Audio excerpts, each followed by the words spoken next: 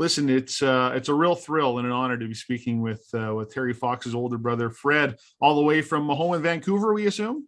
I live in Maple Ridge, just east of Vancouver. So yeah. The greater Vancouver area. Yeah. Yeah. Well, listen, Fred, this I suspect this time of year especially, it only gets maybe busier and busier for you as you try and promote the Terry Fox run. At what point going back in time did it really hit you that this is going to be every single year? That's a great question, because it is every day right now. It's just busier and busier every day, and but I think even back in the early '80s, we realized that this was going to be something that Canadians right across the country wanted to continue. I know my mom and dad early on, the very first 2 or 3, 4 Terry Fox runs in the early '80s, were told, well, don't expect this to last very long. People will forget and all of that. And simply that hasn't happened. People haven't forgotten about Terry. Terry still inspires so many people, new generations of Canadians, young kids learning about Terry in school. And so it continues every year. And I don't think there's anything slowing it down, for sure. Yeah. And why do you think that is? I think it's Terry. I think Terry's honesty, his integrity, that determination, that Canadian hardworking spirit came out right away when Terry was running, when he spoke and about why he, wherever he went, he spoke about why he was running across Canada. It wasn't to become a Canadian hero 41 years later, or to be rich, to benefit in any way. Terry was truly doing it to make a difference and to help other people. And I think that came out in his speeches and just how he was and how he dealt with people. And I think even today people still see that every year when the Terry Fox run comes around. One of the more impactful messages I think I've seen from the Terry Fox Foundation, among many, was a post that was from last year, maybe the year before, that really just talked about that. He's got millions of followers and zero posts, really just saying, here was somebody not trying to increase his social profile or all these things. He had a cause and he just went and did it and only wanted to do it to help fight cancer. Yeah. And you bet. And Terry has openly said similar things in a letter that he wrote to a friend in St. John's, Newfoundland. Terry had been in St. John's in 1978, a little over a year after he was first diagnosed with cancer. He was playing wheelchair basketball, representing BC at Canada Summer Games, and he became pen pals with a volunteer there. And he wrote to her saying that, maybe when I was a teenager, all I thought about was myself. I was a little self-centered and all that, but cancer changed my life. Cancer showed me that, being all about yourself wasn't the right way to be. That thinking about and helping others was the way to be. And that's exactly what Terry Fox was. Well, and that's a very natural thing for teenagers to feel. And don't you also think that in many cases, the temptation after that diagnosis would be to become even more about yourself and worrying about, I've only got so much time maybe left to live, and just really internalizing that and only thinking about yourself, where he did the exact opposite, right? Yeah, you're exactly right. And, it was when he was taking chemotherapy treatments at Vancouver General Hospital, and he saw young kids, people of all ages, going through the same thing. And Terry would take his treatments at hospital, come home, go back to the hospital a week later or a few days later to take more treatment, and found out that some of those people that he became friends with had since passed. And it impacted him to the core, and he needed to do something about it. It really impacted him. And that's why, after that, he did some research, and he found out that not a lot of money publicly through governments wasn't being raised or put towards cancer research in Canada at the time. And that's why he came up with the idea of doing his run across Canada. And the Power of One special that was on just a few weeks ago, it was very powerful because it really did. It blended the people that were there for the run and that were alive at that time, along with this new generation of people in their 20s, Alicia Cara and the likes of, these very famous people who have been impacted by Terry's story. But what kind of memories did that special bring back for you? Or are you just dealing with those memories so much at this time of year anyway?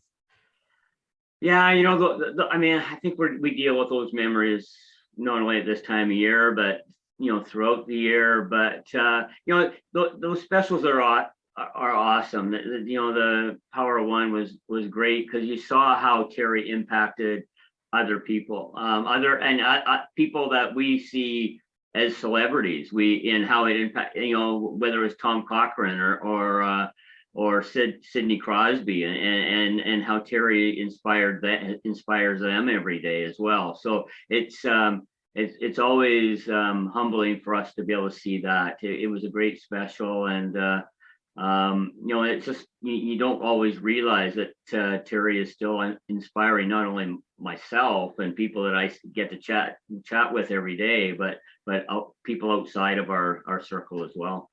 Yeah, there have been, to my count, 2, feature-length movies made about Terry and his run, and the first one is going back to 1983. Yeah, the Terry Fox story, and I remember watching that as I would have been about 10 years old or so, and the impact that had on me. And even then, as a kid, it really struck me that wow, they got a guy like Robert Duvall to be in this. This must be a big deal. There's there's this a level of actor involved in that. That movie, then the subsequent one, I think maybe 2005 ish. Yeah, so. You're right, 2005. Yeah. Did the Fox family have much input into the story development to ensure that it was as accurate as possible, understanding that sometimes they have to blend some things together to make the story work and flow, right? Yeah, and the 2005 movie, which CTV had done, our family had a fair bit of involvement in that. Not as much with the 1983 one, but yeah, and anything like that. Even like you mentioned, the special that was on a few weeks back.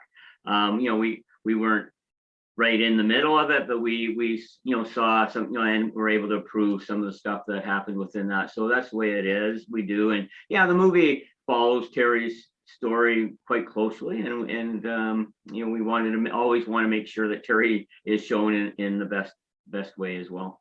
Yeah, for sure. So we're dealing with still fallout from COVID-19. And last year, all the events were completely virtual in across the country and North America, I suspect, around the world even. I would think this year it's still like that in some areas. In Moose Jaw, we're able to do a bit of a hybrid event because restrictions have been lifted, but we understand there's still maybe people not as comfortable, so we're not making it the big event and come for food and all those things. What has that done to the fundraising and to the foundation in terms of trying to meet that challenge, and how are you trying to overcome?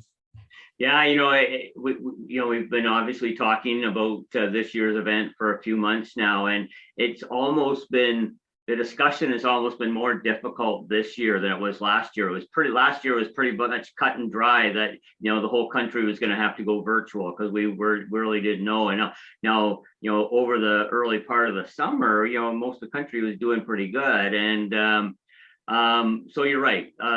Much of the country will still be virtual, but I know there are, like Moose Jaw, there's some that will be doing in-person runs. I think here in British Columbia, 8 or 9 of our Terry Fox runs, of the 120 some odd Terry Fox runs in the province, will be kind of a hybrid in person, similar to you guys there. So we're encouraging everybody to, as last year, to do much of their fundraising online, and like Canadians last year were awesome. We're so amazing because they responded to the fact that the foundation had to go virtual, and they still saw that it was important to be fundraising for cancer research, because simply, even though we're dealing with COVID-19, cancer doesn't take a break, and it was still important to fundraise for that. And they stepped up like Terry Foxers always do. They were there right across the country. And, and there's no reason why we would think that they wouldn't be the same way this year and still, doing their fundraising online. Can't gather together in most cases, but still fundraise online, get family, friends, people you work with to support you. Over $800 million has been raised, over the last 40 years. And, I'm not sure of the exact average and where things are at now in terms of what you raise every year, but boy, creeping up on $1 billion, and that mark will be hit over the next handful of years. Yeah. What does hearing that do to you? Does that? Yeah, it's big. It's a big number. It's I think last year we were saying $850 million, and so you're right. We average around $22 to $25 million every year, so we're not that far away from, like you say, hitting the $1 billion mark, and it's a big number. But I think more importantly than the dollar number is the impact it's had, the impact on lives, the impact on cancer research. And that's exactly what Terry wanted. As I mentioned, in 1977, 78, when Terry did his research, there wasn't a lot of money going to research. And not only did Terry start impact what we do at the Terry Fox Foundation, but I think, he's really had a bit of a domino effect on other fundraisers for cancer research as well. And so he's had a huge impact on research, and that's the real importance of all that money that's raised. The lives that have been saved, the cancer survivors, the people who have lived, been given 5-10 more years because of the research that's happened over the years. Yeah, can you talk at all about that and about some of those things that the funded projects from the Terry Fox Foundation and the types of treatments and the things they've been able to come up with to extend life, if not cure cancer, they're at least making those inroads? Yeah, I'm not the best to be talking about specific programs and projects that are being done, but Terry didn't want to just raise money for osteogenic sarcoma, the cancer that caused him to lose his leg. He wanted to fund all cancer. So whether it's breast cancer, prostate, lung, brain cancer, I think we fund research in about 12 or 14 different types of cancer across Canada. And the money that we raise goes to the Terry Fox Research Institute, which the foundation created in 2007. Their headquarters are here in Vancouver, but they have institutions right across Canada with researchers and scientists that are collaborating and working together, which hasn't been something that really happened in cancer research over the years, where everybody is kind of working in their own little silos and doing their own things and not sharing ideas. And the Terry Fox Research Institute has created that, and we've got researchers from coast to coast working together on the same projects. And so because of that research, the advances and discoveries new discoveries are made so often. Unfortunately, the pandemic has slowed that down a little bit, but research, but we won't know once we rebound out of the pandemic. Research will get back to the level it was a year and a half ago. Yeah, Terry's motto, right, was give what you can, and again, that initial goal was to raise $1 from every Canadian. So you mentioned before around 25, 27, which is maybe at that time would have been $1 from every Canadian, but we are another 10 million or so more in our country than that before. So we need to maybe pick up the pace a little bit. Is there any message you'd like to give anybody who maybe hasn't donated yet, has participated before, and just or to any Canadian who's watching this going, you know what, I should maybe get involved? Yeah, and you mentioned the Power of One broadcast that was on CBC a few weeks ago. We found like lots of people donated to that, and we were finding that it was people who had no connection to the Terry Fox Run, that maybe hadn't participated in a Terry Fox Run for 15, 20 years, that they because of the broadcast, they were reminded of Terry and what he did in 1980. So, of course, one of the messages that Terry had in his speeches when he was running across Canada was, we're all going to be touched by cancer in some way. We might not get it personally, but maybe a family member, a friend, somebody that we know that lives in the neighborhood will be touched by cancer. And Terry believed that's why it was important then to give to cancer research, and that hasn't changed 41 years later. It's still important because, you know, we're all being impacted in one way or another. So, you know, as you know, it's called the Terry Fox Run, but that doesn't mean you have to run. You can walk, you can cycle, you can do anything you want. Sponsor somebody, go online, go to the terryfox.org, our website, make a donation. There's so many different ways that you can give to Terry's dream, his legacy, to cancer research, in supporting, you know, not only what Terry did, but somebody you know that's been touched by cancer. In the special, there were, I mean, the entire special was great, but I can think of probably three moments where got a little dusty in the room. Was there one moment that really stood out for you of all the great highlights in that event? Was there one that really struck you? Because it's at some point, I mean, you know, again, for 40 years now, you must found ways to manage the emotion of this every year, but still there must be moments where it hits you again. You know, it's all, what gets me all the time is Terry, and hearing Terry speak, and share his words, because there was nothing, you know, that's what gets me all the time is just listening to Terry, but also, you know, there were some personal stories from average ordinary Canadians, and how Terry has impacted them, and you know there's cancer survivors, and that hits a spot with me as well, knowing that Terry doesn't know that, you know, Terry would be so proud to know that he has affected people's lives. Well, Fred Fox, we thank you for your time and all you continue to do for the Terry Fox Foundation and to keep Terry's legacy alive. And you're an inspiration, your family's an inspiration, and we just want to carry the torch for you and your family and to fight cancer first and foremost. Is there any message you can deliver straight to Moose Javians? A special message for Moose Javians to encourage them to get involved?